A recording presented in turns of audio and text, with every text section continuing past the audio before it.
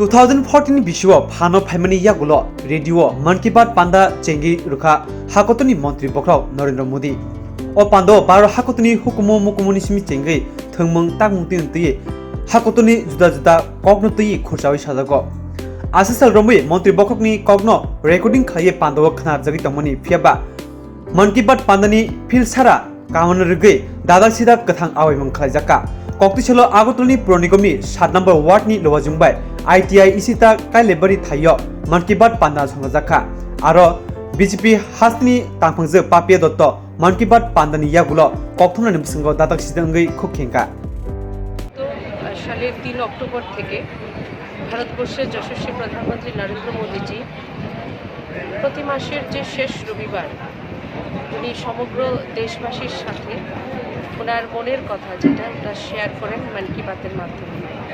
আজ এটার 100 এপিসোড ছিল এবং আপনারা লক্ষ্য করেছেন যে শুধুমাত্র ভারতবর্ষ নয়, ভারতবর্ষের ভৌগোলিক সীমার বাইরেও যে সমস্ত দেশ আছে সেই সমস্ত দেশেও আজ ভারতবর্ষের প্রধানমন্ত্রীর মনের কথা সমগ্র বিশ্ববাসী শুনেছে।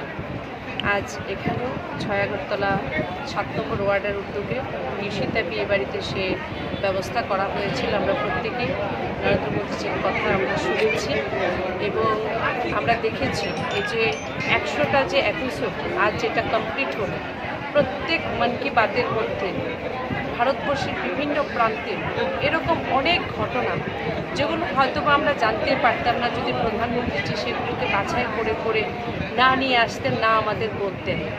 তাছাড়াও এ দেশের মাটিতে যারা জন্ম নিয়েছিলেন বিভিন্ন মনীষী, যারা স্বামী বিবেকানন্দ থেকে শুরু করে মহাত্মা গান্ধী জাতির জনক থেকে শুরু করে শ্যামাপ্রসাদ মুখার্জি, দীনদয়াল উপাধ্যায়, প্রত্যেক মনীষীদের জীবন উনি খুব সুন্দরভাবে বিভিন্ন মন কি বাতের মাধ্যমে উনি ব্যাখ্যা করেছেন, দেশবাসীর সম্মুখে উনি তুলে ধরেছেন।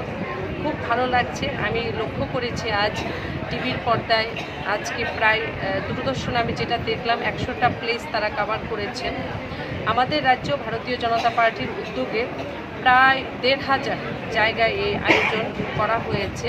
প্রত্যেকটা মানুষ কিন্তু আজ হৃদয় দিয়ে একদম ভাবুক, মানে ভাবনা যেটা বলে একদম কি বলবো সেটা মানে ভাষায় প্রকাশ করা যায় না। আমিও যখন শুনছিলাম তখন অনেকটা সময় এরকম হয়েছে যে আমার চোখে জল চলে এসছে।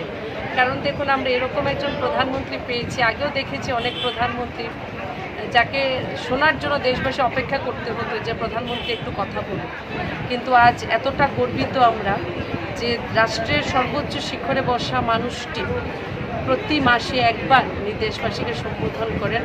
মানুষ আজ আবেগ নিয়ে হৃদয় দিয়ে আজ প্রধানমন্ত্রী নরেন্দ্র মোদীজির কথা শুনছেন।